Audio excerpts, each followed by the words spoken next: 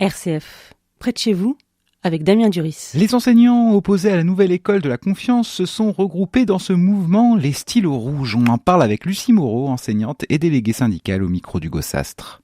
Votre syndicat Les Stylos Rouges sont opposés au projet de loi 10 de l'école de la confiance. Pourquoi est-ce que vous y êtes opposés ? Alors, on est opposé à ce projet de loi parce que dans un premier temps, M. Blanquer a fait des propositions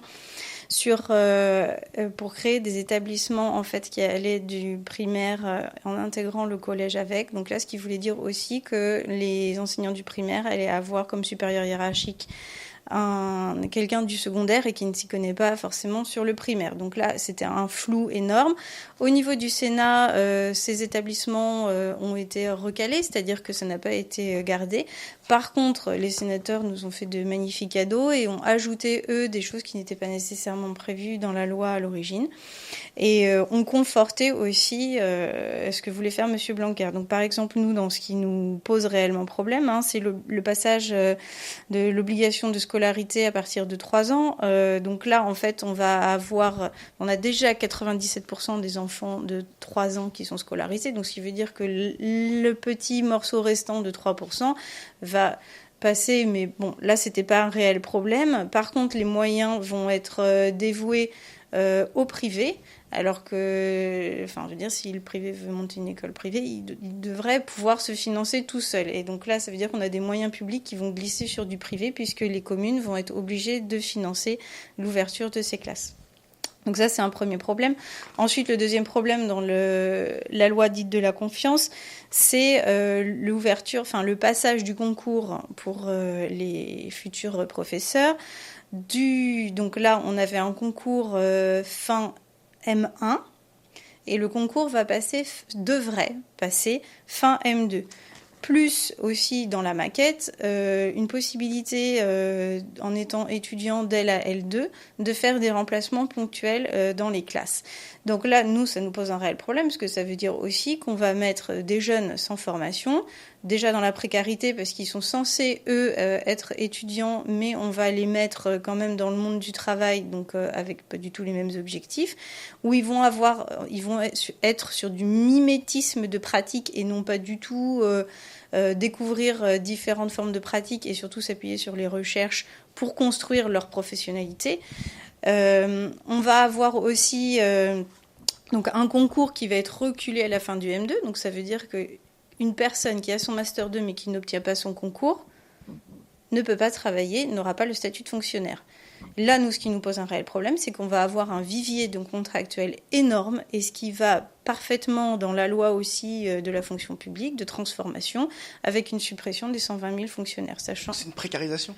Une précarisation qui existe déjà et qui va être complètement accentuée. C'est-à-dire qu'avoir des contractuels, ce sont des personnes qui n'auront pas une formation suffisante, qui ne prétendront pas à la formation continue, qui n'auront pas les mêmes droits et le même statut que les fonctionnaires d'État.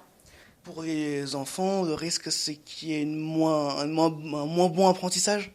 Alors, moi, je dirais pas moins bon apprentissage. C'est-à-dire que ce sont des personnes, on peut espérer, en tout cas, arriver au M2, qui auront déjà une connaissance, qui auront fait des remplacements. Le problème, c'est que l'entrée dans le métier, c'est quelque chose qui ne se fait pas du jour au lendemain. Et ces personnes-là, pour elles, en tout cas, ça veut dire que à chaque vacances, elles ne sauront pas si leur remplacement va être prolongé. Ça va être du coup par coup. Ça veut dire que sur les temps de vacances, quand il n'y a pas école, elles n'ont aucune rémunération.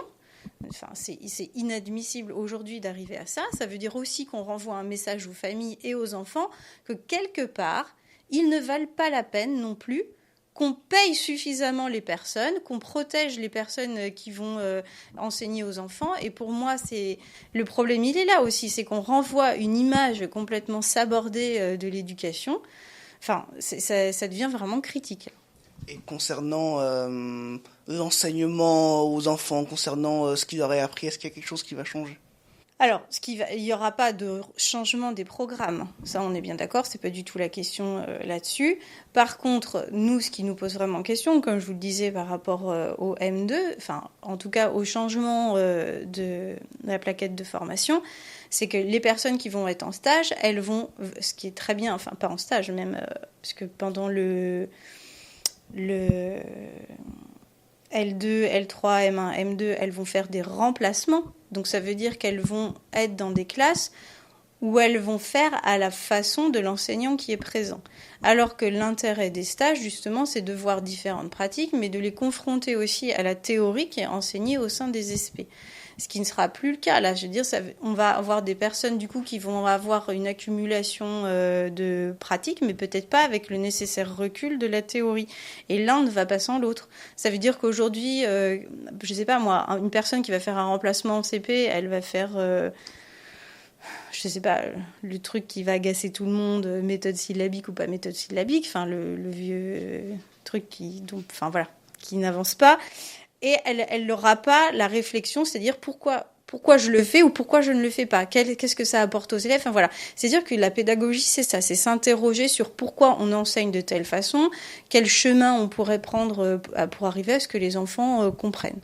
Et le problème, il est là, c'est-à-dire que sur cette formation qui va être vidée de son contenu et avec des étudiants qui vont être régulièrement envoyés en remplacement, moi, je me demande vraiment quand est-ce qu'ils auront le temps aussi de se poser intellectuellement pour faire le lien entre tout ça.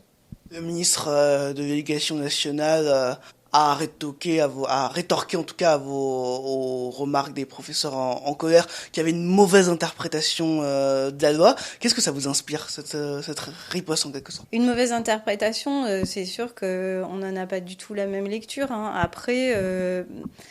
moi, je pense que M. Blanquer est aussi quand même, pose des questions et quelque part, on pourrait croire aussi qu'il insinue que nous ne sommes pas favorables au changement. Et je pense que le problème n'est pas que nous ne sommes pas favorables au changement. Hein. Vous pouvez lire tous les mandats du SNUIPP et les choses que nous défendons. Nous sommes favorables au changement et nous avons des propositions qui sont effectivement à l'opposé de ce que propose M. Blanquer. Donc, effectivement, le problème aussi de la loi dans la forme dans laquelle il l'a proposée, c'est qu'il y avait des flous énormes et effectivement, forcément, quand il y a un flou, des interrogations se soulèvent. Et ce qui est toujours évident, c'est de dire que l'autre ne comprend pas quand on n'apporte pas des réponses aussi claires. Pour moi, le problème, il a été là. C'est-à-dire que M. Blanquer jouait un jeu aussi d'information partielle, toujours dans une temporalité relativement complexe. C'est-à-dire que même au niveau, nous, du syndicat national, les informations, elles n'arrivaient qu'au compte-gouttes quand elles arrivaient. Et ça, c'est pas normal. C'est-à-dire qu'à un moment, soit on veut travailler avec les partenaires sociaux et organiser une réelle réforme aussi en fonction, avec le but de la réussite de l'élève, ou pas. Voilà. Et je pense que là, on se pose tous des questions aussi. Dans cette loi dite de l'école de la confiance, il doit y avoir du changement concernant l'accompagnement des personnes handicapées. Qu'est-ce qui doit changer ? Alors en fait, vont être créés des pôles inclusifs d'accompagnement localisés, c'est-à-dire que à partir de cette loi, les AESH seront affectés sur une circonscription scolaire ou à un chef d'établissement qui assurera leur gestion et leur répartition. Ce qui veut dire que ces chefs d'établissement devront évaluer les besoins d'accompagnement de l'enfant et organiser l'emploi du temps de l'AESH. Donc dans l'idée, c'est d'être, entre guillemets, au plus près des besoins. Par contre, nous, on s'interroge réellement quel va être le rôle de la MDPH, la maison d'accompagnement des personnes handicapées, qui aujourd'hui chapeaute et gère les dotations d'heures pour les enfants en situation de handicap. Ça veut dire aussi que, par exemple, nous, dans l'Indre, on n'a aucune médecine scolaire. On n'a aucun médecin scolaire.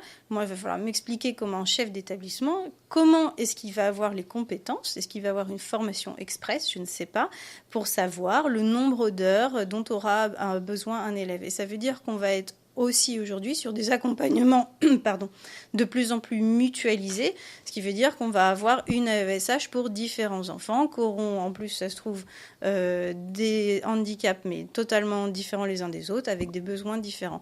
Donc là, on va être encore sur rechercher à faire le plus possible avec très très très peu de moyens. Et par contre, on ne se pose toujours pas la question du bien-être de l'enfant. Est-ce que ça répond réellement à ses besoins ? Est-ce que c'est un terme de besoin en nombre d'heures, de personnes peut-être aussi formées, réellement formées par rapport à son handicap, puisque là, on est sur des contrats précaires, des CDD toujours renouvelés année par année, où il faut avoir 6 ans de CDD pour arriver à un CDI de 24 heures. Dans aucune entreprise privée ou de façon rare et de toute façon toujours dénoncée, on arrive à des CDI seulement de 24 heures. Enfin, ou tout ce qu'on veut. Chaque type d'handicap est particulier par rapport à la situation de l'enfant et je pense aussi que là, l'État, une fois de plus, ne se donne absolument pas les moyens d'accompagner les enfants aussi dans leur réussite scolaire.